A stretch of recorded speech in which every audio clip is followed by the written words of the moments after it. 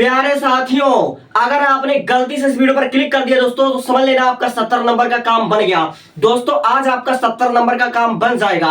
Physics जो कि बहुत लेंथी सिलेबस है दोस्तों, और मैं आपसे कहता हूं कि ज्यादा पढ़ने से, ज्यादा सिलेबस के पीछे भागने से कोई फायदा है नहीं है, क्योंकि बोर्ड एग्जाम में केवल आपके लिमिट क्वेश्चन आएंगे। और दोस्तों आपकी जानकारी के लिए बताना चाहता हूं, ऐसा क्वेश्चन लेकर आया हूं, ऐसा क्वेश्चन लेकर आया हूं जो कि तुम्हारे बोर्ड एग्जाम में, तुम्हारे पेपर में डायरेक्ट मैच होंगे। इस बात की गारंटी है। तुमने आज तक जो पढ़ाई किया है वो तुम्हारे पेपर में आएगा या नहीं आएगा इसकी गारंटी नहीं है, लेकिन जो क्वेश्चन को मैं लेकर आया हूं तुम्हारे पेपर से मैच करवा दूंगा, इस बात की 101% गारंटी है। वीडियो की शुरुआत करता हूं, और हाँ आपकी जानकारी के लिए बताना चाहता हूं, अगर आपको इतना ही जल्दी है दोस्तों तो शायद आप 70 नंबर गवा दोगे, लेकिन अगर आपके पास सिर्फ 10 मिनट का समय है तो शायद आप 70 नंबर पा सकते हो और भरपूर नंबर पा सकते हो। और मैं आपसे कह रहा हूं कि अब ज्यादा पढ़ने की जरूरत नहीं है, ज्यादा आपको महामैराथन के पीछे भागने की जरूरत नहीं है। जितना क्वेश्चन बता रहा हूं ईमानदारी से अगर तैयार कर लेते हो, फिजिक्स में आपके 90 प्लस होंगे, 95 प्लस होंगे, इस बात की गारंटी है। और मैं आपको 7 मॉडल पेपर दूंगा अपनी तरफ से, 7 मॉडल पेपर ऐसा दूंगा जो कि 2027 में डायरेक्ट क्वेश्चन वहीं से आ जाएंगे। ठीक है दोस्तों, तो वीडियो की शुरुआत करता हूं। सबसे पहला क्वेश्चन तो आप पढ़ लेना बाबू, पीएन संधि डायोड का अर्धतरंग दृष्टिकारी परिपथ सहित कार्यविधि। ये वाला क्वेश्चन इतना इंपॉर्टेंट है, कम से कम 2 या 3 सेट में आएगा। एक बार आपसे बोलता हूं, पीएन संधि डायोड को अर्धतरंग दृष्टिकारी परिपथ की सहायता से कार्यविधि समझाइए, और लगे हाथ पूर्ण वाला भी पढ़ लेना। ठीक है, पीएन संधि डायोड को पूर्ण तरंग दृष्टिकारी परिपथ सहित कार्यविधि, ये दोनों क्वेश्चन में से मैं लिख कर देता हूं, तुम्हारे 2 या 3 सेट में आएंगे और गारंटी के साथ आएंगे। यूपी बोर्ड में 7 सेट होते हैं, 2 या 3 सेट में ऐसे क्वेश्चन देखने को मिलेंगे, इस बात की चैलेंज है। अब अगला क्वेश्चन देखो, गॉस का प्रमेय क्या है? 1 नंबर में बहुत बार क्वेश्चन पूछा जाता है। अनंत लंबाई के पतले आवेशित तार के कारण किसी बिंदु पर वैद्युत क्षेत्र की तीव्रता। ये वाला क्वेश्चन इतना इंपॉर्टेंट है कि लगभग हर साल रिपीट होता है। ऐसा क्वेश्चन जो कि गॉस के अनुप्रयोग हुए, ठीक है, ये क्वेश्चन बहुत बार रिपीट होता है। बायो सेवर्ट के अनुप्रयोग हुए, ऐसे क्वेश्चन बहुत बार रिपीट होता है, तो इस बार 2027 में क्वेश्चन रिपीट होगा। अब देखिए, हाइगेंस का तरंग सिद्धांत। दोस्तों हर बार हाइगेंस के तरंग सिद्धांत के माध्यम से आपको परावर्तन आता था, लेकिन इस बार मैं कह रहा हूं हो सकता है हाइगेंस के तरंग सिद्धांत से द्वितीय सिद्धांत से अपवर्तन का नियम आ जाए, तो अपवर्तन का नियम आपको पढ़ लेना, और बहुत इंपॉर्टेंट क्वेश्चन है, हो सकता है तुम्हारे सेट में ही देखने को मिल जाए। वैद्युत पथ संबंधित किरचॉफ का नियम 2027 में लगभग 5 से 6 सेट में किरचॉफ के नियम पर आधारित न्यूमेरिकल या डॉट किरचॉफ का नियम आपको देखने को मिलेगा। इस बात को लिख लो, और हो सके तो जितना क्वेश्चन मैं बता रहा हूं इसी हफ्ते में 7 दिन के अंदर इतने क्वेश्चन तैयार कर दें, पढ़ने चले जाना, मतलब परीक्षा नहीं चले जाना, तुम्हारा बहुत अच्छा जाएगा पेपर।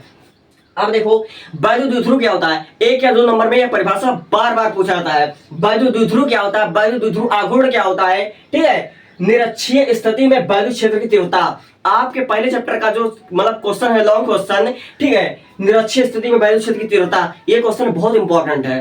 अब अगला क्वेश्चन देखिए, बोहर का परमाणु मॉडल की संकल्पना। बोहर का परमाणु मॉडल की संकल्पना, ये वाला क्वेश्चन अभी तक आया नहीं है, हो सकता है 2027 में शायद तुम्हारे सेट में देखने को मिल जाए। तो एक बार आपसे कह रहा हूं, बोहर का परमाणु मॉडल की संकल्पना बहुत बहुत बहुत इंपॉर्टेंट है दोस्तों।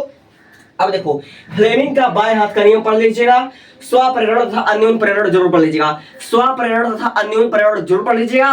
ट्रांसफार्मर का सिद्धांत बहुत इंपॉर्टेंट, 2026 में 2 सेट में आया था। ठीक है, अब देखिए, समांतर प्लेट संधारित्र की धारिता पढ़ लीजिएगा, 2 समांतर धारावाही लंबे चालकों के बीच चुंबकीय बल पढ़ लीजिएगा। और मैं एक बार फिर कहना चाहता हूं, एलसीआर परिपथ को आज इसी वक्त तैयार कर डालो।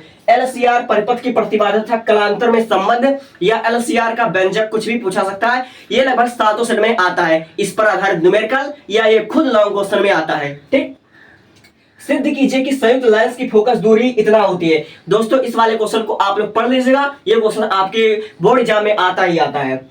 मैक्सवेल का विद्युत चुंबकीय तरंग सिद्धांत 2027 में क्लास 12 में मैक्सवेल का सिद्धांत 2027 में देखने को मिलेगा। 2025 में आया था, 2026 में नहीं आया था, 2027 में पक्का आएगा।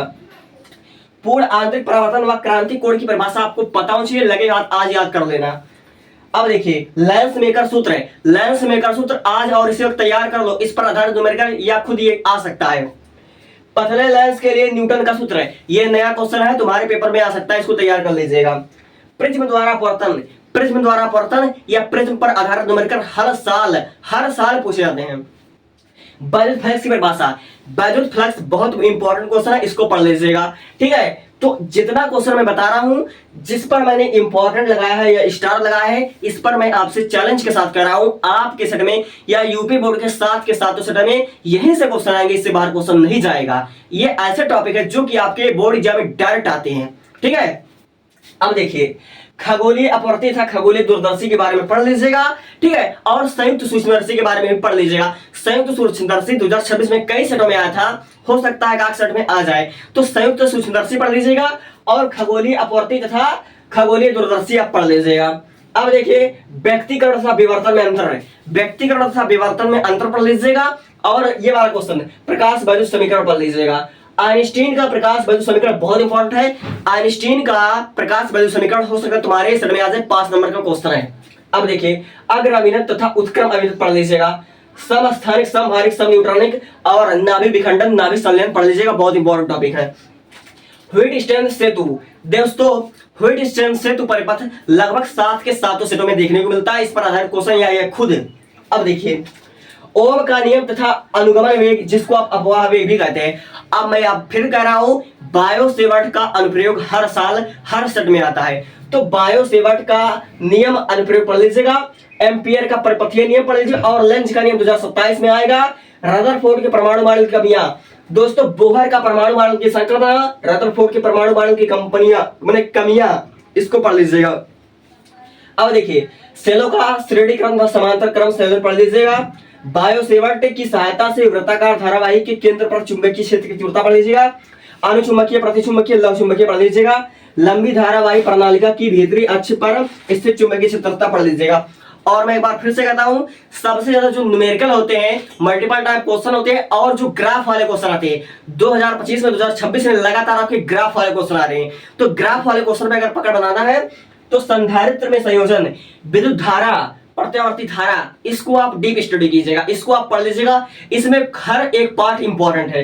विद्युत धारा, प्रत्यावर्ती धारा में हर एक चीज इंपॉर्टेंट है, क्योंकि यहां से मल्टीपल टाइप क्वेश्चन है, न्यूमेरिकल भर भर के पूछ जाते हैं। और 2 साल से ग्राफ बड़ा ट्रेंड में रहा है, तो ग्राफ वाले क्वेश्चन पूछ जाते हैं और ग्राफ वाले क्वेश्चन आपके नीट में भी पूछे जाते हैं, तो इसको आप पढ़ सकते हो। और जो कह रहा हूं, ईमानदारी से इसको तैयार कर लेना। अगर तुमको तैयार हो तो बहुत अच्छी बात है, तुम अपनी पीठ थपथपा लेना। अगर तैयार नहीं है, तुम सिलेबस के पीछे भाग रहे हो, तुम महामैराथन के पीछे भाग रहे हो, तुम अपना टाइम बर्बाद कर रहे हो। इसलिए कह रहा हूं, सब कुछ छोड़ करके जितना बताया हूं, जैसे बताया हूं, उसको तैयार कर लेना। तुम जिस दिन तुम्हारा पेपर होगा, उस दिन तुम क्या याद करोगे, क्या वीडियो देखा था। Thank you.